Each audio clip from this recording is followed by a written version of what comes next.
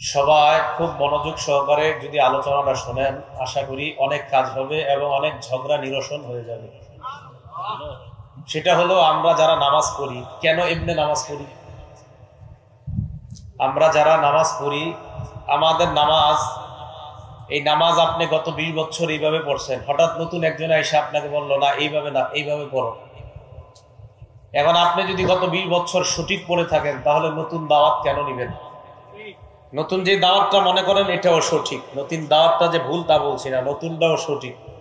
কিন্তু আপনি পুরাতন যে আমলটা করতেন, এটা যদি সুন্নাহ সম্মত হয়ে থাকে, তাহলে এটা কেন ছাড়বেন? কথা বুঝে আসছে? আশা করি ওলামা, তোলাবা, সোলাহা, আওয়াম, সর্বসাধারণ সকলের জন্য এবং আমার নিজের জন্য খুব কাজ হবে। কথাগুলা মন দিয়ে শুনবো আমরা। সূরা মাইদার 6 নম্বর আয়াতে আল্লাহ বলেন, ইয়া আইয়ুহাল্লাযীনা আমানু ইযা কুমতুম ইলাস সালাহ, হে ঈমানদারগণ, যখন তোমরা নামাজের ইচ্ছা করো, ফাগসিলু ওয়ুজুহাকুম ওয়া আইদিয়াকুম ইলাল মারাফিক, চেহারা ধৌত করো, 2 হাত কনুই পর্যন্ত ধৌত করো, ওয়ামসাহু বিরুউসিকুম, মাথা মাসাহ করো, ওয়া আরজুলাকুম ইলাল কাবাইন, পা টাকনু সহ ধৌত করো, ওয়া ইন কুনতুম জুনুবান ফাত্তাহহারু, আর যদি গোসল ফরজ হয় তাহলে গোসল, এই ফরজ গোসলটা করে ভালোভাবে পবিত্রতা অর্জন করো। তাহলে নামাজ পড়ার ইচ্ছা যখন করব আমরা, নামাজের আগে পবিত্রতা অর্জন করা, এটা হলো জরুরি বিষয়। নামাজের আগে, 5 ওয়াক্ত নামাজের আগে আমাদের ওযু করতে হয়, আবার ফরজ গোসল হলে গোসল করতে হয়। তো এটা সবসময় প্রয়োজন হয় না, বাকি ওযুটা সবসময় প্রয়োজন হয়। তিরমিজি শরীফের 1 নম্বর হাদিসের বর্ণনা, ক্বালা রাসূলুল্লাহ সাল্লাল্লাহু আলাইহি ওয়াসাল্লাম, লা তুকবালু সালাতুন বিগাইরি তুহুর। রাসূল আকরাম সাল্লাল্লাহু আলাইহি সাল্লাম ইরশাদ করেন, পবিত্রতা অর্জন ছাড়া নামাজ কবুল করা হয় না। তিরমিজি শরীফের 2 নম্বর হাদিস, ক্বালা রাসূলুল্লাহ সাল্লাল্লাহু আলাইহি ওয়াসাল্লাম, ইযা তাওয়াদ্দাআল আবদুল মুসলিম আওয়াল মুমিনু, রাসূল আকরাম সাল্লাল্লাহু আলাইহি সাল্লাম বলেন, কোন মুসলমান অথবা ইমানদার যখন ওযু করে, ফাগাসালা ওয়াজহা, যখন ওযু করার সময় চেহারা ধৌত করে, খারাজা মিন ওয়াজহিহি কুল্লু খাতিআতিন নাযারা ইলাইহা বিআইনাইহি, এই 2 চোখ দিয়া যত গুনাহ করে, চেহারার এই পানিগুলা যখন পড়ে, মাআল মাই আও মা আখিরি কতরিল মা, এই শেষ ফোঁটা পানির সাথে এই নজরের গুনাহগুলা ঝরে পড়ে যায়। এই জন্য চেহারা যখন আমরা ধৌত করব ওযুতে, গুরুত্ব সহকারে এই আমলটা করা। ওয়া ইযা গাসালা ইয়াদাইহি, বান্দা যখন 2 হাত ধৌত করে, আল্লাহ নবী বলেন, সুম্মা গাসালা ইয়াদাইহি, হাত যখন 2টা ধৌত করে, খরাজা কুল্লু খাতিআ মিন ইয়াদাইহি বাতাশাতহা ইয়াদা, হাত যখন ধৌত করে, এই 2 হাত দিয়ে যত অপরাধ করছে, হাতের পানিগুলা পড়ার সাথে সাথে তার এই গুনাহগুলা ঝরে পড়ে যায়। তিরমিজি শরীফের 3 নম্বর হাদিস, ক্বালা রাসূলুল্লাহ সাল্লাল্লাহু আলাইহি ওয়াসাল্লাম, মিফতাহুস সালাতি আত-তুহুর, আল্লাহ নবী বলেন, নামাজের চাবি হলো পবিত্রতা অর্জন করা। নামাজের চাবি হলো পবিত্রতা অর্জন করা। মনে রাখবেন, পবিত্রতা অর্জন করা একটা আমল, ওযু করা একটা আমল। আজকে থেকে একটা হাদিস সবসময় মনে রাখবেন, আমরা জীবনে যত আমল করি, এই আমলটা যেন সুন্দর করে করি, এটা আল্লাহ পছন্দ করেন। দলিল একটা কিতাব আছে না, মুসনাদে আবি ইয়ালা, এই কিতাবের 4386 নম্বর হাদিসের বর্ণনা, আনা আয়েশা সিদ্দিকা রাদিয়াল্লাহু তাআলা আনহা قالت قال رسول الله صلى الله عليه وسلم, আম্মা জান আয়েশা সিদ্দিকার বর্ণনা, আল্লাহ নবী বলেন, ইন্নাল্লাহা ইউহিব্বু ইযা আমিলা আহাদুকুম আমালান আন ইউতিনা, তোমাদের কেউ যখন কোনো আমল করো, ওই আমলটা যেন ইত্তানের সাথে সুন্দরভাবে করো, এই বিষয়টা আল্লাহ পছন্দ করেন। আমল সুন্দরভাবে করা এটা আল্লাহ পছন্দ করেন। আমি আপনি জীবনে চলার পথে যত ভালো আমল করি এটা সুন্দরভাবে করা আল্লাহ পছন্দ করেন। বলেন অজু একটা আমল কিনা? এজন্য অজু যেন সুন্দরভাবে করেন, এটা নবীজির নির্দেশ। দলিল সহিহ বুখারী ৬২৯০ নাম্বার হাদিসের বর্ণনা। ক্বালা রাসূলুল্লাহি সাল্লাল্লাহু আলাইহি ওয়াসাল্লাম, আল্লাহ নবী বলেন, ইযা কুমতা ইলা সালাহ, যখন তুমি নামাজের ইচ্ছা পোষণ করবা, ফাসবিগিল ওযুআ, তখন পরিপূর্ণ রূপে সুন্দরভাবে ওযু করবা। নামাজের ইচ্ছা পোষণ করবা, সুন্দরভাবে পরিপূর্ণ ওযু করবা। তাহলে হাদিসে নবী পরিপূর্ণ বললেন। এখন আপনাদের প্রশ্ন, হুজুর পরিপূর্ণ ওযু কাকে বলে এটা জানতে চাই। এটা আবার মুসলিম শরীফের ২৪৬ নাম্বার হাদিস থেকে জানবো আমরা। সহিহ মুসলিম হাদিস নাম্বার ২৪৬, মাদ্রাসার পাঠ্যপুস্তক অনুযায়ী মোট হাদিস সংখ্যা হবে ৩০৩৩টা। এই হাদিসের মধ্যে আসছে, ক্বালা রাসূলুল্লাহ সাল্লাল্লাহু আলাইহি ওয়াসাল্লাম, আল্লাহ রাসূল সাল্লাল্লাহু আলাইহি সাল্লাম এই হাদিসের মধ্যে আমার আপনার জন্য আজীব একটা শব্দ বলছে। আগে পুরো হাদিসটা শুনি। এক তাবী, তার নাম নুআইম ইবনে আব্দুল্লাহ। এই নুআইম ইবনে আব্দুল্লাহ উনি বর্ণনা করেন, উনি বলেন, রাআইতু আবু হুরায়রা রাদিয়াল্লাহু তাআলা আনহু ইয়াতাওয়াদ্দা, আমি আল্লাহর নবীর সাহাবা আবু হুরায়রাকে ওযু করতে দেখলাম।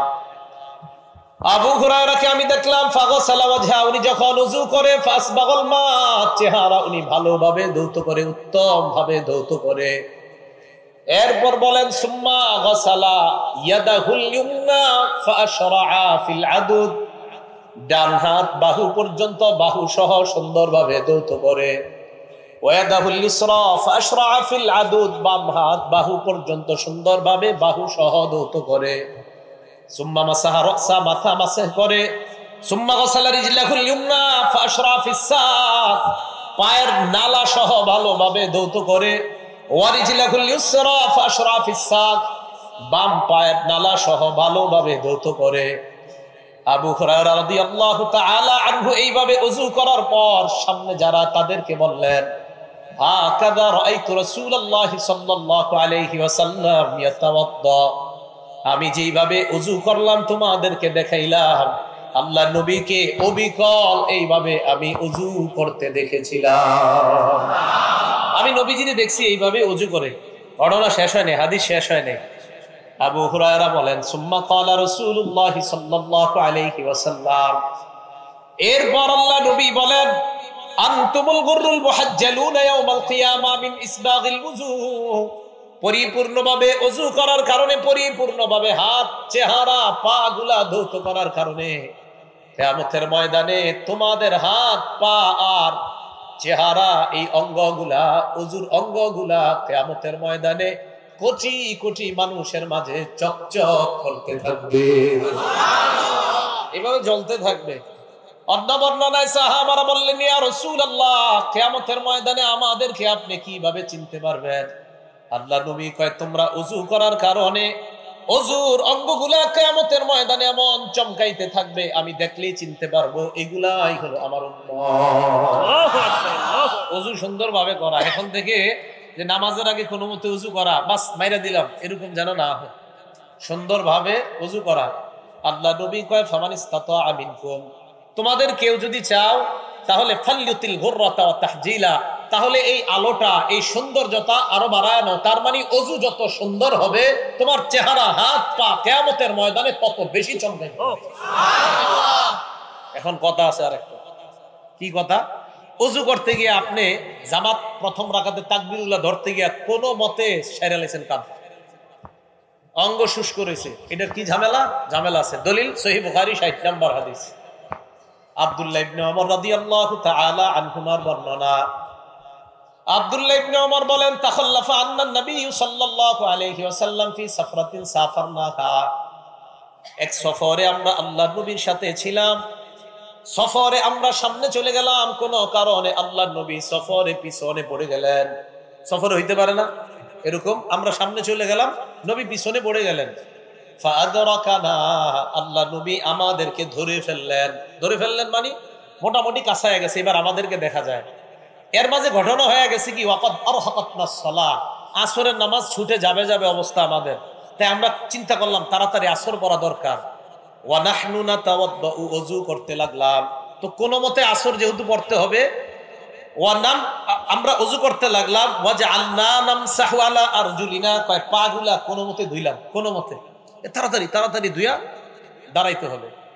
আল্লাহ নবী আমাদেরকে পিছন থেকে দেখলেন, নাদা বিআলা সাউতিহি, জোরে ডাক দিলেন, এই এভাবে জোরে ডাক দিস, ওয়াইলুল লিল আকাবি মিনান নার, ওয়াইলুল লিল আকাবি মিনান নার, ওয়াইলুল লিল আকাবি মিনান নার। নবীজি একবার দুইবার, হাদিসের বর্ণনায় দুইবার বা তিনবার বললেন, যে অঙ্গগুলা ধৌত করা হয় নাই এইগুলা জাহান্নামে। পায়ের পিছনে তোমাদের শুকনা রয়েছে, এই শুকনা অঙ্গগুলা জাহান্নামে। পায়ের পিছনে শুকনা রয়েছে, শুকনা অঙ্গগুলা জাহান্নামে। নবী সাল্লাল্লাহু আলাইহি সাল্লাম বললেন, তাড়াহুড়া করে যে ওযু করলা, পায়ের পিছনে তো শুকনা রয়ে গেছে, এটা জাহান্নামে যাবে। তো পা যদি না ধোয়ার কারণে জাহান্নামে যায়, জাহান্নামে কি শুধু পায়ের ওই অংশ যাবে না পুরো বডি যাবে? বডি যাবে। তাহলে আল্লাহ আমাদেরকে সতর্কতার সাথে ওযু পরিপূর্ণ রূপে করার তৌফিক দান করেন। এখন কথা হলো, ওযু পরিপূর্ণ করতে গিয়ে আবার পানি অপচয় করা যাবে না? কি করা যাবে না বলেন না, কি করা যাবে না? আপনারা যে ট্যাপ কল ছাড়েন মসজিদে, প্রচুর পরিমাণ পানি অপচয় করেন। দলিল ইবনে মাজাহ 425 নাম্বার হাদিস, ইবনে মাজাহ হাদিসের কিতাব 425। মাররা রাসূলুল্লাহ সাল্লাল্লাহু আলাইহি ওয়াসাল্লাম বিসাআদ, আল্লাহ নবী তার সাহাবা সাদ রাদিয়াল্লাহু তাআলা আনহুর পাশ দিয়ে অতিক্রম করলেন। সাদ রাদিয়াল্লাহু তাআলা আন ওযু করতেছিলেন, আল্লাহ নবী তাকে বললেন, মা হাদা সারফু ইয়া সাদ, এ সাদ, ওযুর মধ্যে এত অপচয় কেন করো? হযরত সাদ জবাব দিলেন, ইয়া রাসূলুল্লাহ আফিল ওযু ইসরাফ, হুজুর ওযুর মধ্যেও কি অপচয় হয়? আল্লাহ নবী জবাব দিলেন, নাম ওয়া ইন কুনতা আলা নাহরিন জার, প্রবাহমান নদী সমুদ্রের মধ্যেও যদি ওযু করো আর যদি বেশি পানি খরচ করো, এটা অপচয়। সমুদ্রে আপনি ওযু করলেন, সমুদ্রে কি পানি শেষ হবে? নবীজি কয়, সমুদ্র নদীর মধ্যেও যদি ওযু করো আর এই ওযুতেও যদি তোমার পানি বেশি খরচ হয়, এটা অপচয়।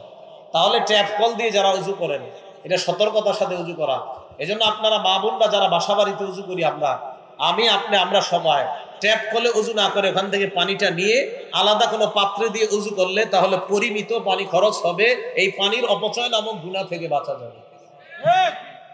আল্লাহ আমাদেরকে বুঝার তৌফিক দান করেন।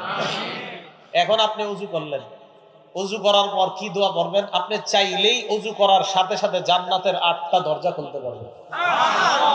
কয়টা দরজা? 8টা দরজা। মুসলিম শরীফ 234 নাম্বার হাদিস। ক্বালা রাসূলুল্লাহ সাল্লাল্লাহু আলাইহি ওয়াসাল্লাম, আল্লাহ নবী বলেন, মা মিনকুম মিন আহাদিন ইয়াতাওয়াদ্দা, তোমাদের কেউ যখন ওযু করবা, ওযু করার পর ফায়ুবলিগুল উযুআ আও ইউসবিগুল উযুআ, পরিপূর্ণ রূপে ওযু করবা। করার পর সুম্মা ইয়াকুল, এরপর তোমরা পড়বা, আশহাদু আল্লা ইলাহা ইল্লাল্লাহ ওয়া আন্না মুহাম্মাদান আবদুহু ওয়া রাসূলুহু, এটা বললেও হবে। আর আপনারা যেটা পারেন, ওয়া আশহাদু আন্না মুহাম্মাদান আবদুহু ওয়া রাসূলুহু, এটা বললেও হবে। এরপর পড়বেন, আল্লাহুম্মা জাআলনি মিনাত তাওয়াবিনা ওয়া জাআলনি মিনাল মুতাতাহহিরিন। নবীজি বলেন, ইল্লা ফুতিহাত লাহু আবওয়াবুল জান্নাতিস সামানিয়া, এই দোয়াটা কালিমায়ে শাহাদাত পড়তে দেরি সাথে সাথে আল্লাহর জান্নাতের 8টা দরজা খুলে দাও। সুবহানাল্লাহ। নবীজি বলেন, ইয়াদখুলু মিন আইয়িহা শা, সে যেই দরজা দিয়ে মন চায় ওই দরজা দিয়ে জান্নাতে প্রবেশ করবে। সুবহানাল্লাহ। এখন ওযু করার সাথে সাথে আপনি আরেকটা আমল করতে পারেন, যে আমল করার কারণে নবীজি হযরত বেলাল রাদিয়াল্লাহু তাআলা আনহুর পায়ের জুতার আওয়াজ আরশে গিয়ে শুনতে পেয়েছে। সুবহানাল্লাহ। দলিল সহিহ বুখারী 1098 নাম্বার হাদিস। রাসূল আকরাম সাল্লাল্লাহু আলাইহি সাল্লাম বেলাল রাদিয়াল্লাহু তাআলা আনহুকে বললেন, বেলাল, আমি তোমার কাছে একটা বিষয় জানতে চাই। হযরত বেলালকে, হুজুর আপনি আমারে কি জিজ্ঞাসা করবেন? নবীজি বললেন, বেলাল, হাদিসনি বিআরজা আমালিন আমিলতাহু ফিল ইসলাম, বেলাল এমন কি আমল তুমি করো আশাব্যঞ্জক আমল, এই আমলের ব্যাপারটা তোমার কাছে জানতে চাই। ফাইন্নী সামিআতু দাফানা আলাইকা বাইনা ইয়াদাইয়া ফিল জান্নাহ, আমি জান্নাতে তোমার পায়ের জুতার আওয়াজ শুনতে পাইছি। সুবহানাল্লাহ। তুমি কি আমল করো যে আমলের কারণে তোমার পায়ের জুতার আওয়াজ আমি জান্নাতে শুনতে পাইছি? হযরত বেলাল কয়, ইয়া রাসূলুল্লাহ, এমন আশাব্যঞ্জক আমল আমার জানা নাই, তবে হুজুর একটা আমল আমি করি। গায়রা আন্নী লাম আতাতাহহার বিতুহুরিন ফি সাআতি লাইলিন আও নাহার, দিনে এবং রাতে যখনই আমি ওযু করি, ওযু করার সাথে সাথে ইল্লা সাল্লাইতু মা কুতিবালি আন উসাল্লিয়া, আমারে আল্লাহ যত পরিমাণ তৌফিক দেয় এই পরিমাণ নামাজ আমি আদায় করি। আল্লাহ নবী কয়, বেলাল তোমার এই আমলের কারণে তোমার পায়ের জুতার আওয়াজ আমি নবী জান্নাত থেকে শুনতে পাইলাম। তাহিয়াতুল ওযু বলে, কি বলে? ওযু করার পর 2 রাকাত নামাজ আদায় করা। আচ্ছা, এবার ওযু করলেন, ওযু করার পর মসজিদে আসবেন। কোথায় আসবেন বলেন? মসজিদে আসবেন। আসার সময় কি করবেন? মুসলিম শরীফের 713 নম্বর হাদিস, ক্বালা রাসূলুল্লাহ সাল্লাল্লাহু আলাইহি ওয়াসাল্লাম, আল্লাহ নবী বলেন, ইদা দাখালা আহাদুকুমুল মাসজিদা, তোমাদের কেউ যখন মসজিদে প্রবেশ করবা, ফালইউসাল্লিম আলান নবী সাল্লাল্লাহু আলাইহি ওয়াসাল্লাম, নবীর উপর দুরূদ পড়বা, এরপর পড়বা আল্লাহুম্মা ইফতাহলি আবওয়াবা রাহমাতিক। এটা গুরুত্ব দিয়ে পড়েন তো, আল্লাহুম্মা ইফতাহলি আবওয়াবা রাহমাতিক। প্রত্যেক মসজিদের দরজায় লেখা আছে, এরপরে পড়ে না। আচ্ছা, একটু ভাবেন তো, যখন আপনি মসজিদের দরজা দিয়ে ঢুকতেছেন আর পড়লেন আল্লাহুম্মা ইফতাহলি আবওয়াবা রাহমাতিক, আল্লাহ আপনার রহমতের দরজাগুলো আমার জন্য খুলে দেন, ঘটনাচক্রে যদি ওই মুহূর্তে আপনার দোয়া আল্লাহ কবুল করে ফেলেন, তা আপনি কেন পড়বেন না? এটা পড়বেন আর একিন রাখবেন, আল্লাহ আল্লাহ আজকে কবুল করেন। আবার একিন রাখবেন, আল্লাহ আসরের সময় বললাম আজকে কবুল করেন। আল্লাহ মাগরিবেও দোয়াটা বললাম, কবুল করেন। আরে আল্লাহ যদি কবুল করেই নেই তো রহমতের সব দরজা তো আপনার জন্য খোলা। পড়বেন তো ইনশাআল্লাহ। এরপর মসজিদে যখন আসবেন, এই ইন্তেমন দিয়ে শুনেন, মসজিদে আসার পর খাদেম সাহেবরে খুঁজবেন, খুঁজে বলবেন, খাদেম সাহেব মসজিদে এত ময়লা কেন? আপনি কি করেন সারাদিন? বেতন কম দেন? এটা কেন না? কারণ নবীজি সাল্লাল্লাহু আলাইহি সাল্লাম মসজিদের ময়লা নিজে পরিষ্কার করছে। আমি আর আপনি কত বড় যে বাহাদুর হয়ে গেছে। কে পরিষ্কার করছে? ঠিকের আওয়াজ আসতে হয়েছে, মানে এই কাজ করতে রাজি না, এই কাজ করতে রাজি না। আল্লাহর রাসূল যেখানে কাজ করছে মসজিদে, তাও কি ময়লা? নাকের, আরেকজনের নাকের ময়লা নবী নিজে পরিষ্কার করছে। আপনারা তো একজন লাট বাহাদুর। দলিল সহিহ বুখারী 5760 নম্বর হাদিস। বুখারী সব মানে খালি ঈদ মানতেছেন। বাইনামান নবী সাল্লাল্লাহু আলাইহি ওয়াসাল্লাম ইউসাল্লি, আল্লাহ নবী নামাজে দাঁড়াইলেন। নামাজে দাঁড়ানোর পর রাআ ফি কিবলাতিল মসজিদি নুখামা, মসজিদের কিবলার মধ্যে সামনের দেয়ালের মধ্যে আল্লাহ নবী দেখলেন নাকের ময়লা দেখা যায়। নাকের ময়লা দেখার পর হাক্কাহা বিয়াদিহি, আল্লাহ নবী নিজের হাত মুবারকের মাধ্যমে ওই নাকের ময়লা পরিষ্কার করলেন। ফাতাগাইয়াজা, এরপর নবীর চেহারা মুবারক লাল হয়ে গেছে, রাগে নবীর চেহারা মুবারক লাল। আল্লাহ নবী কয়, তোমরা কি করো মসজিদের মধ্যে আইসা নাকের ময়লা ফালাও? শোনো তোমরা, ইন্না আহদাকুম ইযা কানা ফিস সালাহ, তোমাদের কেউ যখন নামাজের মধ্যে থাকো, ফা ইন্নাল্লাহা হিয়ালা ওয়াজহিহি, মনে রাখবা তোমার সামনে আল্লাহ থাকেন। ফালা ইয়াতানাখামান্না আহাদুকুম হিয়ালা ওয়াজহিহি, চেহারার দিকে কখনো থুতু নাকের ময়লা ফালাইবা না, কারণ তোমার চেহারার সামনে আল্লাহ। যাই হোক, এখান থেকে দলিল পাইলাম মসজিদের ময়লা আমার নবী সাল্লাল্লাহু আলাইহি সাল্লাম সাধারণ ময়লা না, আরেকজনের নাকের ময়লা নিজ হাতে পরিষ্কার করছে। আমরা যারা মসজিদে যাব, যাওয়ার পর কোনো ময়লা দেখলে যদি সম্ভব হয় নিজে ময়লাটা পরিষ্কার করা। কি আপনারা সবাই আমলটা করতে রাজি আছেন তো? ইনশাআল্লাহ তৌফিক দান করেন। সূরা নূর আয়াত নাম্বার 36 নাম্বার আয়াত। এই আয়াতে আল্লাহ বলেন, ফি বুয়ুতিন আযিনাল্লাহু আন তুরফা, মসজিদের ব্যাপারে আল্লাহ আদেশ করেছেন মসজিদের যেন মর্যাদা রক্ষা করা হয়, মসজিদের যেন সম্মান রক্ষা করা হয়, মসজিদ যেন সর্বদা পাক সাফ রাখা হয়। বুখারী 446 নম্বর হাদিসের বর্ণনা, আন্না রাজুলান আসওয়াদা আও ইমরাআতান সাউদা কানা ইয়াকুমুল মসজিদা, একজন কালা ব্যক্তি অথবা কালো নারী মসজিদ পরিষ্কার করত, মসজিদ ঝাড়ু দিত। এক কালা লোক মসজিদ ঝাড়ু দিত। এজন্য মনে রাখবেন, কালে হওয়া তো কিয়া হওয়া দিল ওয়ালে। কালা তো সমস্যা কি? যদি দিল ঠিক থাকে তো কালা সমস্যা নয়, আল্লাহর কাছে অনেক ভালো। হযরতে বেলাল রাদিয়াল্লাহু তাআলা আনহুর পায়ের জুতার আওয়াজ জান্নাতে পাওয়া যায়, যে বেলাল রাদিয়াল্লাহু তাআলা আনহুকে সমাজের সম্ভ্রান্ত ব্যক্তিরা গণত না, তা আপনি না গণলে কি হবে? জান্নাতে আল্লাহ গণতেছে। রাসূল আকরাম সাল্লাল্লাহু আলাইহি সাল্লাম ওই কালো পুরুষটা আর কালো নারী তো মসজিদ ঝাড়ু দিত। হাদিসের মধ্যে আসছে হয়তো একটা পুরুষ ছিল উনি কালো, অথবা একজন নারী ছিল উনি কালো। সহিহ বুখারীর 446 নম্বর হাদিস। নবী সাল্লাল্লাহু আলাইহি সাল্লাম একদিন আসলেন, আসার পর এই দুইজনের, অর্থাৎ এটা কালো পুরুষও হতে পারে নারী হতে পারে, দেখে নাই। ফাসাআলা আনহুন নবী সাল্লাল্লাহু আলাইহি ওয়াসাল্লাম, নবী প্রশ্ন করলেন কি ব্যাপার, সে কোথায়? হাদিস দ্বারা কি বোঝা যায় জানেননি? যে এই লোকটা মসজিদ ঝাড়ু দিত, তারে নবী মনে মনে খুব মায়া করত, খুব মহব্বত করত। আয়েশা খুঁজতেছে কোথায়। হাদিস দ্বারা আর একটা বিষয় বোঝা যায়, কালো মানুষ মসজিদ ঝাড়ু দিত, তাই নবীকে না জানানো সারা ফামাতা, ওই লোকটা মারা গেছে, আল্লাহ নবীর না জানায় তারা তাকে দাফন করে দিস। চিন্তা করছে নবীকে কি জানাবো, দাফন করে দিস। আমরা কিন্তু এরকমই করি। হ্যাঁ, ইমাম সাহেবরা কষ্ট নিয়েন না, খতিব ইমাম মুয়াজ্জিন এতটুকু ঠিক আছে, খাদেম। নবী সাল্লাল্লাহু আলাইহি সাল্লাম খুঁজলেন কোথায়, হুজুরতে মারা গেছে। নবীজিকে মারা গেছে মানে আফালা কুনতুম আযানতুমুনি, আমাকে জানাইবা না মারা গেছে? হুজুর আমরা তো মাটি দিয়ে দিছি। কবর কোথায়? দুল্লুনি আলা কবরিহি, আমার কবর কাছে নিয়ে যাও। কবরের কাছে গেছে, সামনে দাঁড়ায় জানাজা নামাজ পড়ছে। মসজিদের খাদেম আপনাদের কিভাবে বুঝাই? রাসূল আকরাম সাল্লাল্লাহু আলাইহি সাল্লাম মসজিদের খাদেমকে তালাশ করে কোথায়।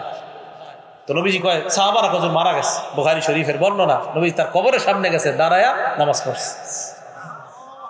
আমরা সম্মান করবো তো ইনশাআল্লাহ। তাহলে মসজিদ পরিষ্কার করা এটা খাদেমের কাজ না, বলেন আমাদের সবার কাজ, আমাদের সবার কাজ। আল্লাহ গুরুত্ব সহকারে এই আমলগুলা করার তৌফিক দান করেন।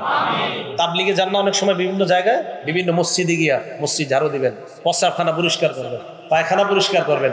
আল্লাহর সাথে যে আপনার কি সম্পর্ক হবে আপনি নিজেও জানেন না।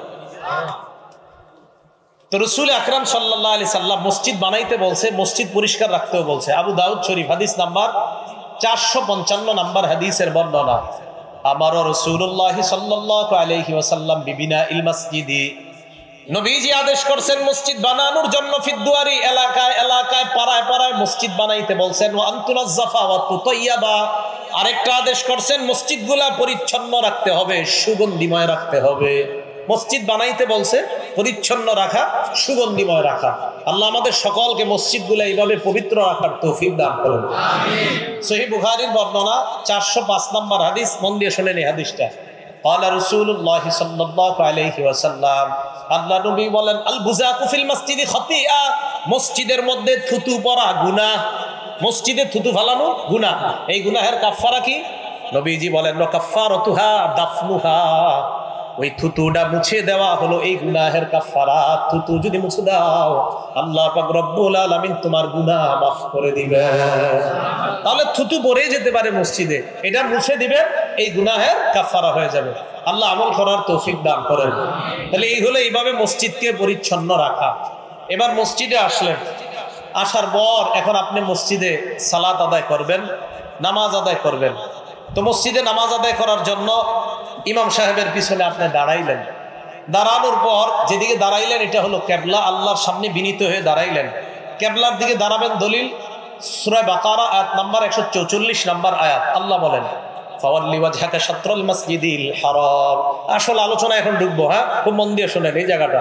কেবলার দিকে তুমি দাঁড়াও, সূরা বাকারা 144 নাম্বার আয়াত হচ্ছে কেবলার দিকে দাঁড়াইলাম। কেবলার দিকে দাঁড়াবেন কিভাবে? বিনীতভাবে, একনিষ্ঠভাবে দাঁড়াবেন। দলিল সূরা বাকারা আয়াত নাম্বার 125 নাম্বার আয়াত। এই আয়াতে আল্লাহ বলেন হাফিজু আলাস সালাওয়াতি ওয়াস সালাতিল উসতা, পাঁচ ওয়াক্ত নামাজের প্রতি যত্নবান হও। ওয়া কুমু লিল্লাহি কানিতিন, আল্লাহর সামনে বিনীতভাবে দাঁড়াও। তাহলে কেবলার সামনে দাঁড়াইলাম, বিনীতভাবে দাঁড়াইলাম। এখন কথা হলো দাঁড়াবো কেন, দাঁড়িয়ে কেন নামাজ পড়বো? সহিহ বুখারী হাদিস নাম্বার 1117। কত হয়?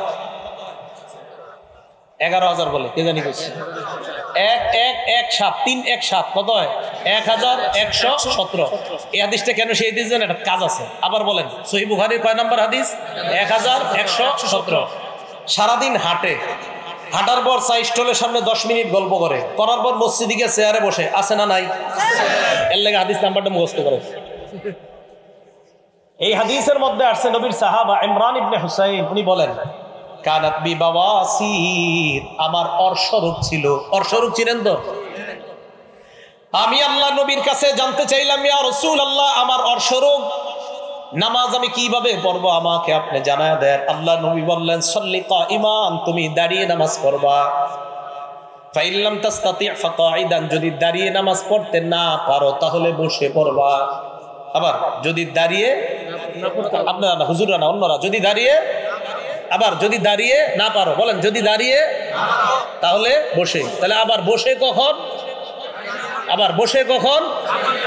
এই যে সারাদিন গল্প করতেছে দাঁড়ায়, সাল্লি কাইমান, দাঁড়িয়ে নামাজ পড়ো। ফাইল্লাম তাস্তাতি ফাকাইদান, দাঁড়িয়ে না পারলে বসে। ফাইল্লাম তাস্তাতি কাইদান, যদি বসে না পারো ফাআলা জামবিন, শুয়ে শুয়ে। তাহলে বলেন তো, এক নাম্বার যদি দাঁড়ানোর সক্ষম হয় তাহলে কিভাবে নামাজ পড়তে হবে? তাহলে দাঁড়াইলাম, কেবলার সামনে দাঁড়াইলাম, এবার আমি নামাজ শুরু করব। আসল আলোচনায় ঢুকতেছি। আমি আরিফ বিন হাবিব কিভাবে নামাজ পড়ি এটাই কই আমি। এবার আমি নামাজে দাঁড়াবো, দাঁড়ানোর পর আল্লাহু আকবার বলবো আমি, এটা বলে তাকবীর বলবো আমি। এখন কথা হলো, আল্লাহু আকবার যে বলবো এটার দলিল আছে কোথায়? হ্যাঁ, এই যে আমি আল্লাহু আকবার বলবো, সূরা মুদ্দাসসিরের মধ্যে আছে। আল্লাহ পাক রব্বুল আলামিন বলেন, ইয়া আইয়ুহাল মুদ্দাসসির কুম ফাআনজির ওয়া রাব্বাকা ফাকাব্বির। সূরা মুদ্দাসসিরের 3 নম্বর আয়াতে আল্লাহ বলেন ওয়া রাব্বাকা ফাকাব্বির, তাকবীর বলো, আল্লাহু আকবার বলো। তাহলে আল্লাহু আকবার বলা পাইলাম। এখন আল্লাহু আকবার বলেই যে শুরু করতে হবে, এটার দলিল কোথায় আছে? তিরমিজি শরীফের 3 নম্বর হাদিস, তাহরিমুহা আত-তাকবীর। তুমি নামাজের বাহিরে যে বৈধ কাজগুলো আছে, এই বৈধ কাজগুলা আল্লাহু আকবারের মাধ্যমে হারাম করবা। নামাজের বাহিরের বৈধ কাজগুলা আল্লাহু আকবার বলে ওই বৈধগুলাই নামাজে হারাম করতে হবে। নামাজে খাওয়া কি বৈধ না অবৈধ? নামাজে অবৈধ। বলেন নামাজের বাহিরে খাওয়া বৈধ না অবৈধ? নামাজে অবৈধ। তাহলে নামাজের বাহিরের অবৈধ কাজগুলা আল্লাহু আকবার এই তাকবীরের মাধ্যমে এগুলা হারাম করা, এটা হলো তাকবীরে তাহরিমা। আচ্ছা, আল্লাহু আকবার বলে আমি নামাজ শুরু করব। এখন আমি আল্লাহু আকবার বলবো, আমি যে আল্লাহু আকবার বলবো এটার দলিল আছে কোথায়? সহিহ বুখারী 789 নম্বর হাদিস। এটা কেন বলতেছি? ঝগড়া মুক্ত সমাজ দেখতে চাই। আপনাদেরকে নতুন দাওয়াত যদি দিতে আসে, বলবেন ভাই আমি যেটা করতেছি এটা সঠিক, আপনারটা শুনবো। আর যদি সঠিক হয়ে থাকে তা আপনার দাওয়াত আমি কেন নিব? আরেকজনের দাওয়াত দেব। ঠিক, আল্লাহু আকবার বলবো। তা আল্লাহু আকবারের দলিল সহিহ বুখারী 789 নম্বর হাদিস। এই হাদিসের মধ্যে আসছে রাসূল আকরাম সাল্লাল্লাহু আলাইহি সাল্লাম কানা ইযা কামা ইলাস সালাহ, যখন নামাজে দাঁড়াইতেন, ইউকাব্বিরু হিনা ইয়াকুম, যখন দাঁড়াইতেন আল্লাহ নবী আল্লাহু আকবার বলতেন। সুম্মা ইউকাব্বিরু হিনা ইয়ারকা, রুকুতে যাওয়ার সময় আল্লাহু আকবার বলতেন। সুম্মা ইউকাব্বিরু হিনা ইয়ারফা'ু সুলবাহু মিনার রাকআ, রুকু থেকে ওঠার সময় আল্লাহ নবী আল্লাহু আকবার বলতেন। সুম্মা ইয়াকুলু ওয়া হুয়া কাইমুন সামিআ আল্লাহু লিমান হামিদা, দাঁড়িয়ে বলতেন সামিআ আল্লাহু লিমান হামিদা। সুম্মা ইউকাব্বিরু হিনা ইয়াহবি, সিজদায় যাওয়ার সময় বলতেন আল্লাহু আকবার। সুম্মা ইউকাব্বিরু হিনা ইয়াসজুদ, দ্বিতীয় সিজদার সময় বলতেন আল্লাহু আকবার। সুম্মা ইউকাব্বিরু হিনা ইয়াকুমু মিনাস সিনতাইন, 2 রাকাত নামাজ পড়ার পর বৈশা যদি তৃতীয় রাকাত হয় অথবা 4 রাকাত ওয়ালা নামাজ হয়, ওঠার সময় আবার আল্লাহু আকবার বলতেন। তাহলে আল্লাহু আকবার বলা, আল্লাহু আকবার বলার দলিল পাইলাম সহিহ বুখারীর 789 নম্বর হাদিস। আল্লাহু আকবারের দলিল পাইছি কিনা? কোন জায়গায় যদি আমি দলিল না দিই, খপ করে আমারে ধরবেন আজকে। এইগুলো আল্লাহু আকবার বলার দলিল। এবার হইলো হাত কতটুকু উঠাবো, এই তো। আচ্ছা, মন দিয়ে শুনেন। মুসলিম শরীফের 390 নম্বর হাদিস, মাদ্রাসা পাঠ্যপুস্তক অনুযায়ী, হ্যাঁ কথা শুনেন, মাদ্রাসা পাঠ্যপুস্তক অনুযায়ী 3033টা হাদিস হবে। এই অনুযায়ী মুসলিম শরীফের 390 নম্বর হাদিস। এই হাদিসে আসছে রাসূল আকরাম সাল্লাল্লাহু আলাইহি সাল্লাম যখন নামাজ শুরু করতেন, কাব্বারা, আল্লাহু আকবার বলতেন, ওয়া রাফা'a ইয়াদাইহি, হাত উঠাইতেন। হাত যখন উঠাইতেন, হাত্তা তাকুনা, হাতগুলা আল্লাহ নবীর এই পরিবার উঠতো, হাত্তা তাকুনা হাজওয়া মানকিবাই, কাঁধ বরাবর উঠাইতেন। বলেন কি বরাবর? খুব মন দিয়ে শুনেন। তাহলে মুসলিম শরীফের 390 নাম্বার হাদিসে পাইলাম কি বরাবর? কাঁধ। বলেন সবাই কি বরাবর? আমি চিন্তা করলাম, আচ্ছা কাঁধ বরাবর পাইলাম, কারণ আপনারা টেনশনে পড়ে আছেন, হুজুর আমরা তো কাঁধ বরাবর উঠাই, ঠিক না? আলোচনা পুরো শুনবেন। কাঁধ বরাবর পাইলাম, পাওয়ার পর এবার আমি আরিফ বিন হাবিব চিন্তা বইরা গেলাম, তো কাঁধ বরাবর পাইলাম, দেখি আর কিছু আছে কিনা। এবার মুসলিম শরীফের 391 নাম্বার হাদিস, মানে পরের হাদিসটা। এই হাদিসের বর্ণনাকারী মালিক ইবনুল হুয়াইরিস। এই মালিক ইবনুল হুয়াইরিস বলেন, আল্লাহু রাসূলুল্লাহ সাল্লাল্লাহু আলাইহি ওয়াসাল্লাম, মালিক ইবনুল হুয়াইরিস আল্লাহ নবীকে দেখলেন কাব্বারা, উনি তাকবীর বলে নামাজ শুরু করলেন। রফা ইয়াদাই, নামাজে শুরু করার সময় হাত উঠাইলেন, হাত এমন ভাবে আল্লাহ নবী উঠাইলেন হাত্তা ইউহাজি বিহিমা উযুনাই, দুই হাত কান বরাবর উঠাইলেন। তাহলে 390 নাম্বার হাদিস কাঁধ বরাবর, 391 নাম্বার হাদিস কান বরাবর। বলেন আবার, 390 নাম্বার হাদিস কাঁধ, আর 391 নাম্বার হাদিস কান বরাবর। তাহলে 390 নাম্বার হাদিস মুসলিম শরীফের কাঁধ বরাবর, 391 নাম্বার হাদিস কান বরাবর। এখন কানের লতি নামে কোনো শব্দ শুনছেন নি? কানের লতি আমরা কিন্তু ছোটবেলা থেকে শিখছি কানের লতি বরাবর। এখন টেনশনে পড়ে গেলেন আপনারা, হুজুর লতির কথা কই পেয়েছেন? এই প্রশ্ন করেও লতির কথা এই 391 নাম্বার হাদিসের শেষে আছে মুসলিম শরীফে। হ্যাঁ, এই হাদিসের শেষে আছে। বর্ণনাকারী কাতাদা। এই কাতাদা রাদিয়াল্লাহু তাআলা আনহুর বর্ণনা, আন্নাহু রাআ রাসূলুল্লাহ সাল্লাল্লাহু আলাইহি ওয়াসাল্লাম কাব্বারা, আল্লাহ নবী তাকবীর বললেন, রফা ইয়াদাই, নবী হাত উঠাইলেন, হাত্তা ইউহাদি বিহিমা ফুরুআ উযুনাই, আল্লাহ নবী দুই হাত কানের লতি বরাবর উঠাইছে। মুসলিম শরীফের 390 নাম্বার হাদিস কাঁধ বরাবর। বলেন কাঁধ কি বরাবর? কাঁধ। 391 নাম্বার হাদিসে দুইটা আমল, একটা হলো কান বরাবর আর একটা কানের লতি বরাবর। এখন আসেন, হুজুর কাঁধ পাইলাম, কান পাইলাম, লতি পাইলাম, আপনারা আবার বক্তব্যে শিখান যে দুই হাতের বৃদ্ধাঙ্গুলি লতি বরাবর থাকা, এটা কই পাইছেন? তহাবি শরীফ 1 নাম্বার খন্ড 144 নাম্বার পৃষ্ঠা। এই পৃষ্ঠে আছে রাসূল আকরাম সাল্লাল্লাহু আলাইহি সাল্লাম যখন তাকবীর বলে নামাজ শুরু করতেন, হাত উঠাইতেন। হাত যখন উঠাইতেন তখন রাসূল সাল্লাল্লাহু আলাইহি সাল্লামের হাত্তা ইয়াকুনু ইবহামাহু, নবীর এই দুই বুড়ো আঙ্গুল মুবারক করিবা বিন শাহদাতাই উযুনাই, কানের লতি বরাবর আসতো। এখন আসেন, এখন প্রশ্ন হলো হুজুর কাঁধ মানবো না কান মানবো না লতি মানবো? এটা হলো প্রশ্ন। আমি আরিফ বিন হাবিব বলবো, আমি এমন এক আমল করবো যে আমলে নবীর 3 হাদিসের উপর আমল হয়।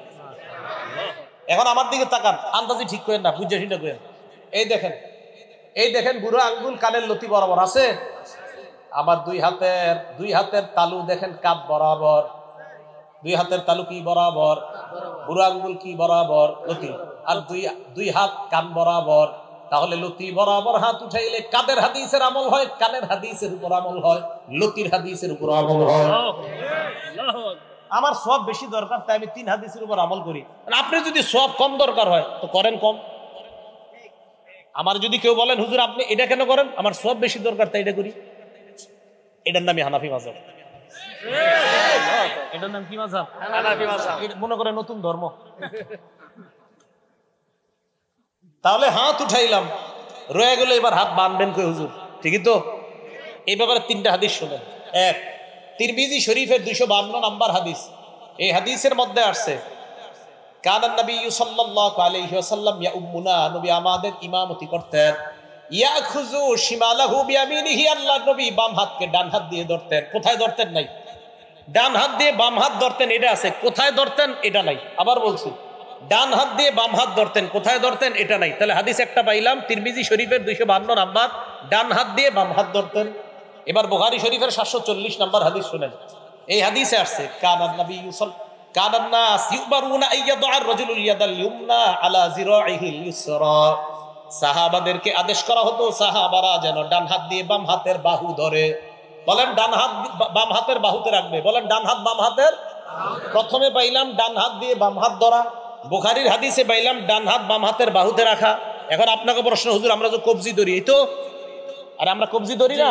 তাহলে আবার আগের কথা, এমন এক হাদিসের উপর আমল করবো যে হাদিসে বাহুও আসে, কবজিও আসে, তালুও আসে, যে আমল করলে নবীর 3 হাদিসের উপর আমল হয়, এমন কোন হাদিস পাই কিনা দেখি।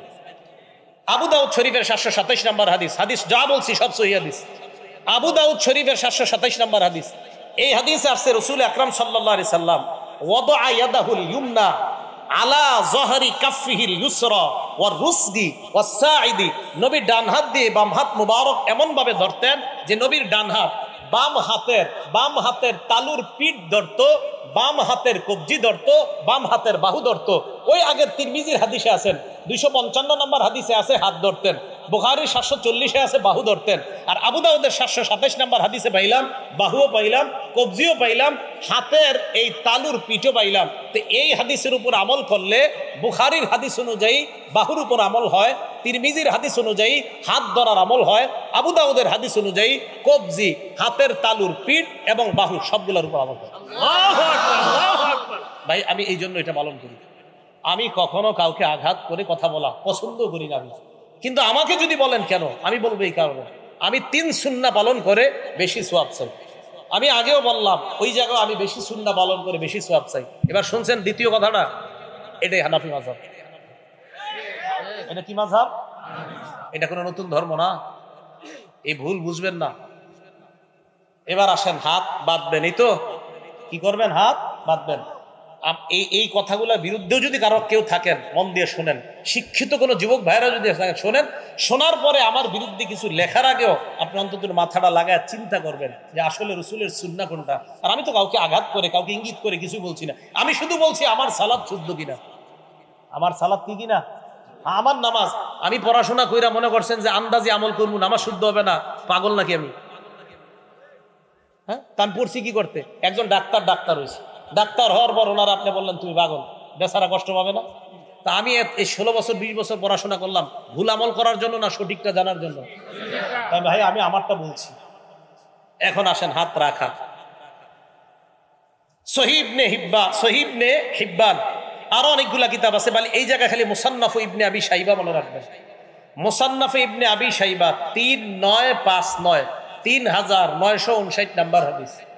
আলকামা ইবনে ওয়াইল ইবনে হুজুর থেকে বর্ণনা, তিনি বলেন রাআইতুন নাবিয়্য সাল্লাল্লাহু আলাইহি ওয়াসাল্লাম ওয়াদা ইয়াদাহুল ইয়ুমনা আলাল ইউসরা, আমি আল্লাহর নবীকে দেখলাম আল্লাহর নবী ডান হাত দিয়ে বাম হাত ধরছেন। ফিস সালাতি তাহতা সুররা, নামাজের মধ্যে নাবির নিচে হাতটা রাখছে। আমি আল্লাহর নবীকে দেখলাম, আলকামা ইবনে ওয়াইল ইবনে হুজুর বলেন আমি আল্লাহর নবীকে দেখলাম ডান হাত বাম হাতের উপর রাখছে নাবির নিচে। আর যে আগের আমলটা বললাম যদি এই জায়গায় ধরেন অটোমেটিক আপনার হাত নাবির নিচে চলে যাবে। আল্লাহ নবীকে দেখলাম আমি নাবির নিচে রাখছে। এটা হলো মুসান্নাফ ইবনে আবি শাইবার 3959 নাম্বার হাদিসের বর্ণনা, সনদ সহিহ। 3960 নাম্বার হাদিস যে বর্ণনা, ওইটারও সনদ সহিহ। ওই বর্ণনার মধ্যে এক তাবির বর্ণনা আছে সনদ সহিহ।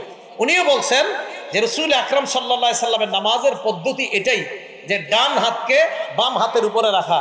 শুধু তাই না, ইমাম বুখারী রাহমাতুল্লাহি আলাইহি উস্তাদ ইসহাক ইবনে রাহওয়াই রাহমাতুল্লাহি আলাইহি বলেন নাবির নিচে হাত রাখা এটা আল্লাহর নিকটে হওয়ার বেশি উপায়।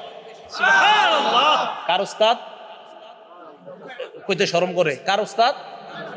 জি, মানে এটা চিন্তা করে পড়ে গেছেন আপনি, ইন্না হুজুর ইমাম বুখারীর উস্তাদ নাবির নিচের কথা কইছে, টেনশনে পড়ে গেছেন। ইমাম বুখারী রাহমাতুল্লাহি আলাইহির উস্তাদ ইসহাক ইবনে রাহওয়াই উনি বলেন নাবি তাহতা সুররা, নাবির নিচে হাত রাখাটা আকরাবু ইলাল্লাহ, এটা আল্লাহর কাছে অধিক পৌঁছার এবং আল্লাহর আনুগত্য বেশি প্রকাশ পায় নাবির নিচে হাত রাখলে। আমি কিন্তু বলছি না অন্যগুলা ভুল, এটাও একবারও বলি নাই। আমি বলছি আমি কেন এইভাবে নামাজ পড়ি। তো আমি ভাই এই জন্য বলি ইমাম বুখারী রাহমাতুল্লাহি আলাইহির উস্তাদ একটা কথা বলছে, তো আপনি ওই যুগে একটা বলছেন, তা আপনারটা আমি কেন শুনবো, ওনারটা না শুই না? না যদি বলেন না হুজুর আমারটাই শুনতে হবে ওনারটা শুনেন না, তখন আমি কম আচ্ছা তো কি করা, ঠিক আছে আপনারটাই শুনিয়া আইন, কি করবেন কোন? এই তো ইমাম বুখারী রাহমাতুল্লাহি আলাইহির উস্তাদের কথা তুই আপনারটা শুনবো না। আমি আবারও বলছি আমি এইভাবে কেন নামাজ পড়ি, শুধু এগুলা বলছি। এবার আসেন, হাত রাখলাম, রাখার পর এবার সালাত শুরু হয়ে গেল। তো মোটামুটি যেটুকু নিয়ে আপনাদেরকে নতুন ভাবে কিছু শিখাইতে চাই এতটুকু কিন্তু হয়ে গেছে। মুসান্নাফ ইবনে আবি শাইবা 3959, 3960, 3963 তিনোটার সনদ সহিহ। বলেন তিনোটার সনদ সহিহ। হ্যাঁ, একটা কথা আছে, এই 3959 উপরে অনেকে প্রশ্ন করে বা আপনারা যে হাদিস করেন এই হাদিসটা মুসান্নাফ ইবনে আবি শাইবাতে নাই, কথাটা সঠিক না। কিছু পাণ্ডুলিপিতে নাই, এটা সঠিক, কিছু পাণ্ডুলিপিতে আছে। এখন যদি বলেন হুজুর কিছু পাণ্ডুলিপিতে কেন নাই, আমি বলবো তিরমিজি শরীফেরও অনেক হাদিস এই পাণ্ডুলিপিতে আছে, তো আরেকটা নাই, সেখানে কেন নাই? তিরমিজি শরীফের পাণ্ডুলিপির 3 জন বর্ণনাকারী বলি, একজন আব্দুর রহমান মুবারকপুরি, ওনার একটা পাণ্ডুলিপি আছে, শাইব আল আরনাউত ওনার একটা পাণ্ডুলিপি আছে, আহমদ শাকের ওনার একটা পাণ্ডুলিপি আছে। 3 পাণ্ডুলিপি খোলেন, দেখবেন একটাতে কিছু হাদিস আছে আরেকটাতে কিছু নাই। যদি বলেন একটাতে কিছু থাকা আরেকটাতে কিছু নাই, এটা মানি না, তো তিরমিজিও তো মানবেন না, এটা তো 6 কিতাবের এক কিতাব। তাহলে এই অভিযোগ সঠিক না। সহিহ হাদিস যেখানেই পাবো সেখান থেকে নিব, এটা যেই কিতাবই থাক। সহিহ হাদিস যেখানে পাবো সেখান থেকে নিব, এটা যে কিতাবে থাক। এই হলো আপনি সালাত শুরু করলেন। এখন আপনি নামাজ শুরু করার পর আপনি ইমামের পিছনে যখন দাঁড়ান, ইমাম সাহেব কেরাত পড়ে, তখন আমরা বলি আমরা কেরাত পড়ি না। কেন পড়ি না? সূরা আরাফে আল্লাহ পাক রব্বুল আলামিন গালিবান 204 নম্বর আয়াতে আল্লাহ বলেন, ওয়াইদা কুরিআল কুরআন, যখন কোরআন পড়া হয়, ফাসতামিউ লা, 1 নম্বর হুকুম কান পেতে শোনো, 2 নম্বর আনসিতু লা, এবং চুপ থাকো। তাহলে কোরআন পড়া হলে 2 হুকুম, 1 কান পেতে শোনা, 2 চুপ থাকা। আমি আবার বলছি, কোরআন যখন পড়া হয় তখন আল্লাহর হুকুম 2টা, 1 কান পেতে শোনা, 2 চুপ থাকা। এই আয়াতের ব্যাপারে প্রায় সকল মুফাসসিরিনে কেরাম এবং মুহাদ্দিসিনে কেরাম, শুধু তাই না, তাফসিরে তবারির যে মুফাসসির, তাফসিরে তবারি কেন বললাম? একটা কারণ আছে, কারণ তাফসিরে তবারিটা আমাদের দেশের এক শ্রেণীর মানে যে শ্রেণীর হোক তারা ফলো করে। ওই কিতাবেরও মুসান্নিফ বলছে এই আয়াত হলো নামাজের ব্যাপারে, অর্থাৎ নামাজে যখন কোরআন তেলাওয়াত করা হয় মুক্তাদি তখন চুপ থাকবে। মুক্তাদি তখন কি থাকবে? এই জন্য আমি চুপ থাকি। আপনারা থাকেন কিনা জানি না, মানে আমি কিন্তু আমার বলতেছি। কেন বলতেছি জানেন? আপনাদের কাউরে যাতে আমি কোনো আঘাত না করি, সব আমি বলতেছি। আমি এভাবে নামাজ পড়ি, এভাবে হাত উঠাই। কেন উঠাই? আমার বেশি সওয়াব দরকার। কিয়ামতের মাঠে ঠিক আছে একটা সওয়াবের জন্য, 2 দিন যেন আল্লাহ না ঠেকায়, তা আমার সওয়াব বেশি দরকার ভাই। আমি এই কারণে করি, আমি ঝগড়া মুক্ত থাকতে চাই, এই জন্য আমি ঝগড়া করতে চাই না। বলতে পারেন কেন? কারণ নবীজি বলছে, আনা জাইমুন বিবাইতিন ফি রাবদিল জান্নাহ লিমান তারাকাল মিরাআ, যে ব্যক্তি ঝগড়া করা ছেড়ে দেয়, আমি নবী জান্নাতের মাঝখানে তার একটা ঘরের দায়িত্ব নিয়ে নিলাম। ঝগড়া করতে চাই না। আমার যদি কেউ বলেন হুজুর আহেন, পারলে আমার সাথে বসেন, আমি বলবো বসাবসির দরকার নাই। আমি এইভাবে নামাজ পড়ি এই হাদিসের কারণে, এইভাবে হাত উঠাই ওই হাদিসের কারণে, এইভাবে হাত বাঁধি এই হাদিসের কারণে। আমি এইভাবে আমল করলে দেখি 3 সুন্নাহ পালন করা হয়, আমি এইভাবে হাত বাঁধলে দেখি 3 সুন্নাহ পালন করা হয়, আমি ওইভাবে হাতটা উঠাইলে দেখি 3 সুন্নাহ পালন করা হয়। সুন্নত 3টা পালন করলে 3 সুন্নতের সওয়াব হয়। এই জন্য আমার সওয়াব বেশি দরকার, তাই করি। আপনি ঝগড়া করলে অন্য জায়গায় যান, আমার সাথে না। কেন? আমি ঝগড়া পারি না, একদম সত্যি কথা। আবার যদি কোন হুজুর বহস করেন আসেন, আমি বহসে জিরো, একদম কোনো মোটেই যোগ্যতা নাই আমার। আপনাদের সাধারণ কারো সাথে পারবো না, আর তো আলেম দূরের কথা। আল্লাহ আমাদের সকলকে ফিতনা থেকে বেঁচে থাকার তৌফিক দান করুন, আমিন।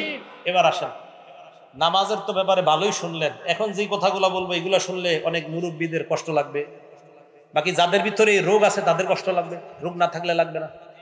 রাসূল আকরাম সাল্লাল্লাহু আলাইহি সাল্লাম মসজিদে বসা, এক সাহাবা আসার পর উনি নামাজ পড়লেন, আল্লাহু আকবার। নামাজ পড়ার পর আল্লাহ রাসূলের সামনে গেলেন, যাওয়ার পর সাল্লাম আলান নবী সাল্লাল্লাহু আলাইহি ওয়াসাল্লাম, আল্লাহ নবীকে সালাম দিলেন। সালাম দেওয়ার পর ফারাদ্দা আলাইহিস সালাম, আল্লাহ নবী সালামের জবাব দিলেন। নেওয়ার পর বললেন, ইরজি ফাসাল্লি ফাইন্নাকা লাম তুসাল্লি, তুমি যাও আবার নামাজ পড়ো, কারণ তুমি নামাজ পড়ো নাই। উনি আবার গেলেন, আবার নামাজ পড়লেন, আবার আসলেন, আবার সালাম দিলেন। আল্লাহ নবী বললেন, তুমি আবার যাও, আবার নামাজ পড়ো। আবার গেলেন, আবার নামাজ আদায় করলেন, আবার আল্লাহ নবীকে সালাম দিলেন। সালাম দেওয়ার পর নবী সালামের জবাব নিয়ে বললেন, আবার যাও, তুমি নামাজ পড়ো, তুমি নামাজ পড়ো নাই। 3বার এইভাবে হওয়ার পর আল্লাহ নবী তাকে বললেন, তুমি যাও, আবার নামাজ পড়ো। ওই সাহাবা জবাব দিলেন, ইয়া রাসূলুল্লাহ মা উহসিনু গায়রা, আমি এর চাইতে ভালো সুন্দর নামাজ পড়তে পারি না। আল্লিমনি, আমাকে আপনি নামাজ কিভাবে পড়তে হয় শিখায়া দেন। নবীজি বললেন, ইদা কুমতা ইলাস সালাহ, যখন নামাজের ইচ্ছা পোষণ করবা, ফাকাব্বির, তখন তুমি তাকবীর বলবা। তাকবীর বলার পর ফাকরা মা তায়াসসারা মাকা মিনাল কুরআন, কোরআনের যেই জায়গা সহজ ওই জায়গা থেকে পড়বা। এবার শুনেন, পড়ার পর সুম্মারকার পর রুকু করবা, হাত্তা তাতমাইন্না রাকিআ, ধীর স্থিরতার সাথে রুকু করবা। যতক্ষণ তোমার ইতমিনান না হয় ততক্ষণ তুমি রুকুতে থাকবা। এরপর আল্লাহ নবী বলেন, সুম্মার ফারাসাকা মিনার রুকুই হাত্তা তাতাদিলা কাইমা, এরপর রুকু থেকে দাঁড়াইবা, সোজা হয়ে দাঁড়াইবা, বাঁকা হয়ে থাকা যাবে না। হ্যাঁ, সোজা হয়ে দাঁড়াইবা। আমাদের অনেকেই এইভাবে বাঁকা হয়ে থাকে, আর বুঝায়, ও ইমাম সাহেব তাড়াতাড়ি সিজদায় যান। বাঁকা হয়ে থাকে, উঠা ভাই হুজুর আমার কাজ আছে, দোয়া তাড়াতাড়ি সিজদায় যান। কষ্ট নিয়েন না, যাদের মাজায় সমস্যা ভিন্ন কথা, যারা এমনি কুজা এদের জন্য না এটা। যারা এমনি সুন্দরভাবে হাঁটতে পারেন কিন্তু নামাজে গেলে রুকুর থেকে উঠে এইভাবে দাঁড়ায় থাকেন, হ্যাঁ মানে এইভাবে আপনি বাঁকা হয়ে থাকেন, পুরোপুরি দাঁড়ান না। আল্লাহ নবী কয় হাত্তা তাতাদিলা কাইমা, তুমি পরিপূর্ণভাবে দাঁড়াইবা, সোজা হয়ে দাঁড়াইবা। দাঁড়ানোর পর সুম্মা সুজুদের পর সিজদা করবা, হাত্তা তাতমাইন্না সাজিদা, বিরস্তিরতার সাথে সিজদা করবা। দুই সিজদার মাঝখানে বসবা। এই দুই সিজদার মাঝখানে অনেকে এইভাবে বাঁকা হয়ে থাকে, ঠিক না? দুই সিজদার মাঝখানে মানে উঠে বাঁকা হয়ে থাকে, হুজুর আরেকটা সিজদা তাড়াতাড়ি দেন, এইভাবে থাকে। মনে রাখবেন বাঁকা হওয়ার, এই বাঁকা হওয়াটা যদি বেশিরভাগ নিচের দিকে থাকে তো আপনার তো সিজদা একটা হইলো। আরে বাঁকা হওয়া যদি বেশি নিচের দিকে থাকে তো আপনি সিজদা দুইটার দেওয়ার কথা না, তো আপনার তো কোনো ওজোর নাই, আপনি ইচ্ছা করে এইভাবে রয়েছেন, মানে আপনি এক সিজদা থেকে এখনো উঠেন নাই, দুই সিজদার মাঝখানে আপনি বসেন নাই। আল্লাহ নবী বললেন এইভাবে দুই সিজদার মাঝখানে বসবা। ইফআল যালিকা ফি সলাতিকা কুল্লিহা, আমি যেইভাবে তোমাকে নামাজ শিখাইলাম এইভাবে তুমি নামাজ পরিপূর্ণ করবা। নামাজ পরিপূর্ণ করার পর সালাম ফিরানোর পর, নামাজের পর সালাম ফিরানোর পর কিছু আমল আছে, এই আমলগুলা করবেন। নবীজির সাহাবা হযরত মুআজকে আল্লাহ নবী বলেন, মুআজ আল্লাহর কসম আমি তোমাকে ভালোবাসি। আবার বললেন, মুআজ আল্লাহর কসম আমি তোমাকে ভালোবাসি। সাহাবা নবীর যেটা করার কথা উল্টা নবী সাহাবারে কয়, আমি তোমাকে ভালোবাসি, আমি তোমাকে ভালোবাসি। নবী সাহাবারে কয় ভালোবাসার দাবি নি বলিলা তাদান্না দুবরা কুল্লি সালাতিন মাকতুবা আন তাকুলা আল্লাহুম্মা আইন্নি আলা যিকরিকা ওয়া শুকরিকা ওয়া হুসনি ইবাদাতিক। মুআজ তুমি কখনো নামাজের পর এই আমলটা ছাড়বা না, সালাম ফিরানোর সাথে সাথেই তুমি পড়বা আল্লাহুম্মা আইন্নি আলা যিকরিক ওয়া শুকরিক ওয়া হুসনি ইবাদাতিক। তুমি জিন্দেগিতেও নামাজের পরে আমলটা ছাড়বা না। তা আশাবাদী আমি, আপনারা সালাম ফিরানোর পর ইমাম সাহেব যারা আছি, আমি আলহামদুলিল্লাহ আমরা যারা আছি, আমি যেই যেই মসজিদগুলা আমার তদারকিতে আছে সব মসজিদে আমলগুলা সালাম ফিরানোর পর মুসল্লিদেরকে আমল করার সুযোগ দেওয়া। তো আল্লাহুম্মা আইন্নি আলা যিকরিক ওয়া শুকরিক ওয়া হুসনি ইবাদাতিক, এই আমলটা করা। আর আস্তাগফিরুল্লাহ আস্তাগফিরুল্লাহ তিনবার পড়া, আস্তাগফিরুল্লাহ আস্তাগফিরুল্লাহ তিনবার পড়া। আর কিছু তাসবিহাত আছে, তিনবার সুবহানাল্লাহ, তিনবার আলহামদুলিল্লাহ, 33 বার সুবহানাল্লাহ, 33 বার আলহামদুলিল্লাহ, 33 বার আল্লাহু আকবার। 99 হওয়ার পর 34তম বারে পড়বেন, মানে 34তম বার মানে আল্লাহু আকবার 33 বার বলার পর 34তম, আর 3 33 99 হওয়ার পর 100তম বারে পড়বেন লা ইলাহা ইল্লাল্লাহ ওয়াহদাহু লা শারীকা লাহ লাহুল মুলকু ওয়া লাহুল হামদু ওয়া হুয়া আলা কুল্লি শাইইন কাদির। এই দোয়াটা যদি কেউ পড়ে, রাসূল আকরাম সাল্লাল্লাহু আলাইহি সাল্লাম বলেন এই 100 বার হওয়ার পর গুফিরাত খাতায়া ওয়া ইন কানাত মিসলা জাবাদিল বাহরি, সমুদ্রের ফেনা পরিমাণ গুনাহ হলেও তার গুনাহ মাফ। সুবহানাল্লাহ। আরেকটা পড়েন আমার সাথে, সুবহানাল্লাহি ওয়া বিহামদিহি, সুবহানাল্লাহ। বাস এটুকুই 100 বার হয়বা। এটা যদি 100 বার পড়েন, আল্লাহ নবী বলেন এটা পড়লেও সমুদ্রের ফেনা পরিমাণ গুনাহ যদি হয় তার গুনাহ আল্লাহ মাফ করে দেয়। আর আয়াতুল কুরসি পড়বেন। বুলুগুল মারাম 97 নাম্বার হাদিস, এই হাদিসের মধ্যে আসছে ক্বালা রাসূলুল্লাহ সাল্লাল্লাহু আলাইহি ওয়াসাল্লাম মান ক্বারা আয়াতুল কুরসি দুবুরা কুল্লি সালাতিন মাকতুবা, কোন ব্যক্তি যদি ফরজ নামাজের পর আয়াতুল কুরসি পড়ে, লাম ইয়ামনাহু মিন দুখুলিল জান্নাহ ইল্লাল মাউত, মরবে আর জান্নাতে যাবে। এই দুই জান্নাত আর ওই ব্যক্তির মাঝে ব্যবধান হলো মৃত্যুবরণ করা, মারা যাওয়ার সাথে সাথে আল্লাহর জান্নাতের মেহমান। তাহলে আয়াতুল কুরসি পড়া এটা কখনো ছাড়বেন না।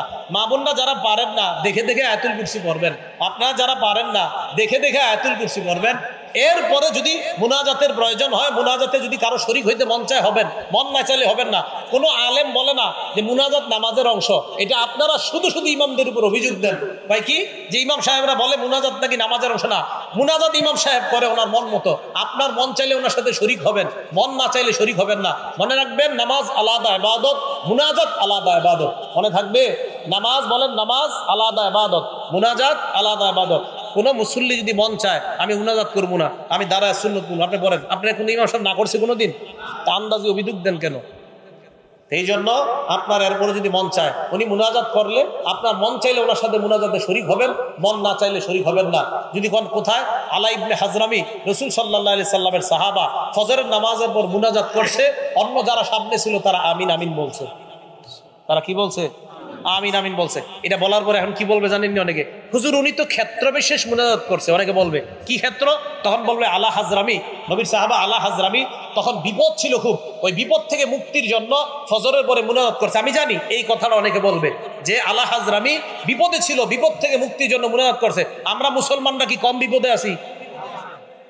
যদি বলেন না আমি তো হুজুর পুরা বিপদ মুক্ত, তো ঠিক আছে মাশাআল্লাহ, আপনি খতিব হয়ে যান মসজিদে, কিন্তু আপনি এত পেরেশান মুক্ত। একজন খতিব আলোচনা করার আগে হাজারো চিন্তা করে তার একটা আলোচনা করতে হয়। ঠিক, তাহলে মুনাজাত করছে কিনা আলা হাজরামি। বাকি বললাম মুনাজাত এটা বাড়াবাড়ির জিনিস না, কারো মন চাইলে করবে, কারো মন চাইলে করবে না। আলা হাজরামি উনি ফজরের নামাজের পর মুনাজাত করছে। আল বিদায়া আর নেহায়াতে আছে এই বর্ণনা, লম্বা আলোচনা, ইতিহাসের কিতাবে স্পষ্ট লেখা আছে। তো এই লেখার উপর আবার প্রশ্ন উঠবে অনেকের, হুজুর উনি তো একটা বিপদে ছিল তখন, তাই আমরা মুসলমানরা এখন প্রতি মুহূর্তে বিপদে আছি। এবার আসেন মসজিদে যে ঢুকলেন, অনেক আলোচনায় তো শুনলেন কাঁচা রসুন আর কাঁচা পেঁয়াজ খায়া যারা মসজিদে ঢুকেন, কি রসুন আর কাঁচা পেঁয়াজ মুড়ি বানায়া মাত্র খায়াটায় ঢুকছেন মসজিদে, এটা করেন না। তিরমিজি শরীফের 3927 নম্বর হাদিস, ক্বালা রাসূলুল্লাহ সাল্লাল্লাহু আলাইহি ওয়াসাল্লাম, আল্লাহ নবী বলেন আন্নান নাবিয়্যা নাহা আন হাতাইনিশ শাজারাতাইন, নবীজি এই দুই গাছ থেকে নিষেধ করেছেন। নবী বলেন মান আকালাহুমা, এই দুই গাছ তথা ইয়ানিল বাসলা ওয়াস সুমা, কেউ যদি পেঁয়াজ এবং রসুন খায় ফালা ইয়াকরাবান্না মাসজিদানা, সেজন্য আমাদের মসজিদের কাছেও না আসে। নবীজি বলেন কেউ যদি কাঁচা পেঁয়াজ আজ কাঁচা রসুন খায় সেজন্য আমাদের মসজিদের কাছে না আসে। হ্যাঁ, যদি আপনি খাইতে হয়, যদি কাঁচা পেঁয়াজ আর কাঁচা রসুন ইত্যাদি খাইয়া অথবা পেঁয়াজ দিয়ে মুড়ি বানানো খায়া মসজিদে আসতে হয়, তাহলে ব্রাশ করে আসবেন। কি করে আসবেন? ব্রাশ। কেন ব্রাশ করে আসবেন? মুসলিম শরীফের হাদিসে আসছে, ক্বালা রাসূলুল্লাহ সাল্লাল্লাহু আলাইহি ওয়াসাল্লাম, আল্লাহ নবী বলেন শোনো তোমরা, এই যে গন্ধযুক্ত গাছ, এই গন্ধযুক্ত গাছ যারা খায়, নবী বলেন মান আকালা মিন হাযিহি শাজারাতিল মুনতিনা, মুনতিনা মানে গন্ধযুক্ত গাছ, যে গাছের গন্ধ আছে, যারা খাও ফালা ইয়াকরাবান্না মাসজিদানা, মসজিদে আসবা না। প্রশ্ন হতে পারে কেন? নবীজি বলেন ফা ইন্নাল মালাইকাতা তাআজ্জা মিম্মা ইয়াতাআজ্জা বিহিল ইনসু, মানুষ যেই জিনিস গন্ধ অপছন্দ করে, যেই গন্ধে মানুষ কষ্ট পায়, ওই গন্ধে ফেরেশতাও কষ্ট পায়।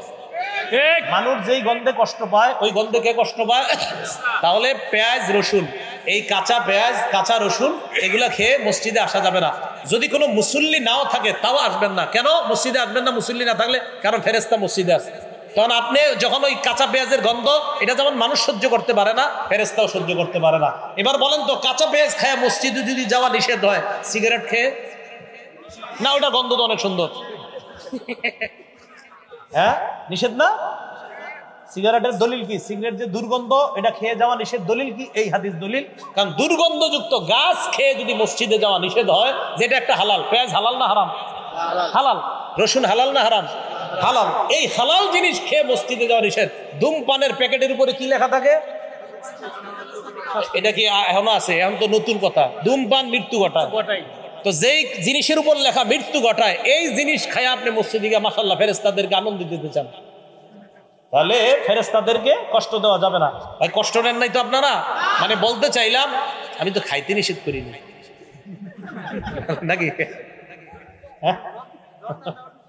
হ্যাঁ, জর্দা না, জর্দা খেয়েও যাবেন না। পানো জর্দা এগুলা খেয়ে যাবেন না মসজিদে, একদম আপনি ব্রাশ করে যাবেন। এগুলা খাওয়ার পরে অনেকে মাশাআল্লাহ কি করে, পান চাবাইতে চাবাইতে মসজিদে গিয়ে পান ফালায় দাঁড়া আল্লাহু আকবার, মানে কি?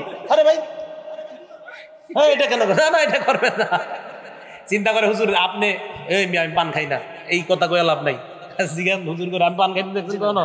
চিন্তা করে হুজুর মনে কয় না, নিজে মনে পান খায়। আমি খাইলেও, আমি যদি কখনো খাইতামও তাও বলতাম আপনি পান খায় মসজিদে যায় না। শরীয়ত কি আমার উপরে চলে নাকি? কোরআন সুন্নাহর উপর শরীয়ত চলে মানুষকে। তো পান খেয়েও যাবেন না, বিড়ি সিগারেট এটাও যাওয়া যাবে না। আর হলো আপনার কি, ওই যে পেঁয়াজ রসুন। হ্যাঁ, নবীজি বলছে একান্ত যদি তোমাদের ফাইনলা বুদ্ধা কুনতুম আকিলিহা ফাইন কুনতুম লা বুদ্দা আকিলিহিমা, তোমরা যদি পেঁয়াজ রসুন খেতেই হয়, ফামিতুহুমা তবখ, এইগুলা তোমরা রান্না করে, এইগুলাকে সেদ্ধ করো, রান্না করে এইগুলাকে পরিশোধন করে এরপরে খাও, তখন আর গন্ধ হবে না।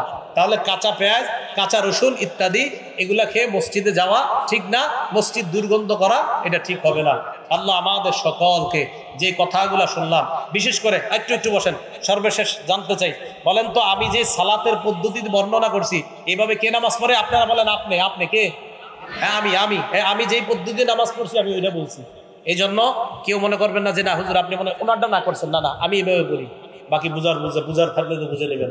আল্লাহ আমাদের সকলকে যে কথাগুলো বললাম শুনলাম আমল করার তৌফিক দান